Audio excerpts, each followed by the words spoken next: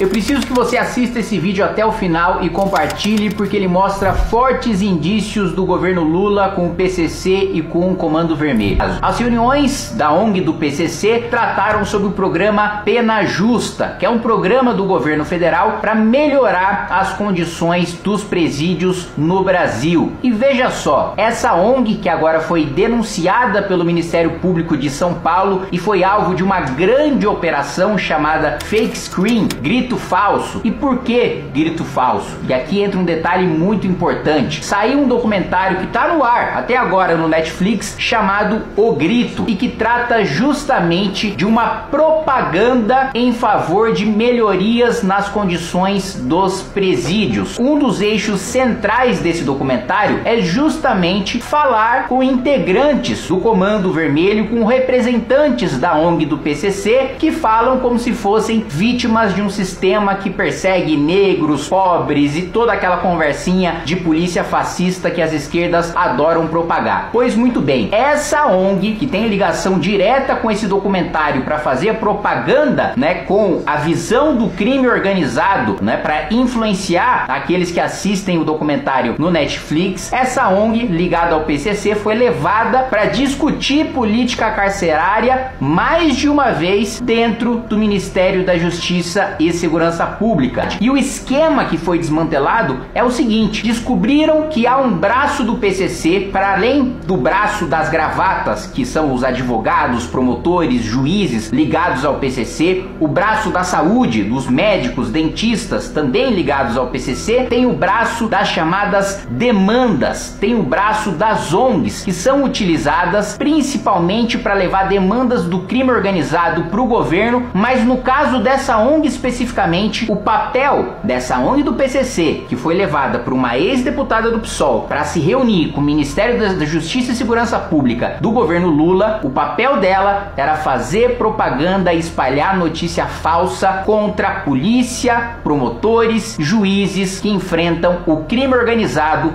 e manipular a opinião pública para fazer parecer que há abusos no enfrentamento ao crime organizado. Ou seja, há um esquema gigantesco, multimilionário, montado inclusive com documentários em famosas plataformas de streaming para manipular a nossa opinião, para fazer parecer que criminosos são coitadinhos que estão sendo oprimidos nos presídios e que supostos inocentes estariam presos, quando na realidade o que se está fazendo é a defesa do crime organizado. Aqui, ó, inscreva-se, inscreva-se, inscreva-se.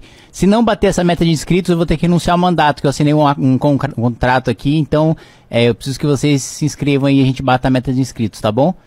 Mas tudo bem também, se vocês quiserem que eu renuncie, depois dá uma olhada lá quem é meu suplente. Um abraço. A direita ainda vê ele como o nome, não é? Se não for ele, vai ser quem? Hoje tem vários quadros, né? Dos governadores, tem o Ratinho, tem o Tarcísio, tem o Zema, tem, enfim. E você sairia a palanque para apoiar o Ratinho, o Zema, esses caras tudo? Cara, vai diferente fazer a mesma cagada que você fez com o Bolsonaro. Não, discordo. Desculpa, discordo. Diferente do Bolsonaro primeiro, né? Eu li as denúncias do Ministério Público em relação ao esquema de rachadinha do Flávio, né? O esquema de rachadinha não era do Flávio, o esquema de rachadinha é do Jair. Né? Acho que esse é um ponto crucial. Ele é um criminoso, né? Então, ele era responsável por toda a rachadinha da família? Lógico. Ele que nomeava os assessores dos gabinetes dos filhos. Né? Ele sempre considerou o mandato dos filhos como propriedade dele. Né? Então, os favores que ele tinha que pagar, ele pagava nos cargos dos filhos. Sim, tanto que você vê que há rodízio, né, das nomeações do gabinete dele pro Carlos, pro Flávio e pro Eduardo, né? Gente que trabalhava para ele, passa de um, depois passa para outro, depois passa para outro, depois passa para outro, e por aí vai. Então, assim, eu tenho... eu sei quem ele é moralmente falando, né? E, assim, de todos esses nomes que eu falei, eu não vejo hoje indício, claro, pode surgir no futuro, posso queimar minha língua, né? Mas hoje, não vejo nenhum indício de nenhum desses governadores ter envolvimento com escândalo de corrupção. O segundo ponto, que é o fato dele ter esse rabo preso, fez, bom, a lista de cagadas que a gente sempre coloca do Bolsonaro de nomear o Augusto Aras para Procuradoria-Geral da República, que acabou com a Lava Jato, todos os políticos presos foram soltos, depois nomear 2 nomes para o Supremo, um deles, o Cássio Nunes, foi responsável por devolver os direitos políticos do Lula. O Lula só disputou a eleição por causa de uma dominação no Bolsonaro, depois de tentar impedir que político fosse preso em flagrante, aprovando uma PEC, não conseguiu por alguns poucos votos, tive orgulho de ser um dos que votaram contra isso, de se vingar também dos promotores que foram investigar escândalos de corrupção, tentando também aprovar uma PEC que ia aumentar indicações políticas para o Ministério, para o Conselho Nacional do Ministério Público, que é o responsável por punir promotores. Então, assim, eu não vejo esses outros governadores tendo todos esses... tendo o rabo preso que o Bolsonaro tem por ter roubado dinheiro público e ter roubado em si, né? Aqui, ó, inscreva-se. Se não bater essa meta de inscritos, eu vou ter que renunciar ao mandato, que eu assinei um contrato aqui, então eu preciso que vocês se inscrevam aí e a gente bata a meta de inscritos, tá bom? Mas tudo bem também, se vocês quiserem que eu renuncie, depois dá uma olhada lá quem é meu suplente. Um abraço.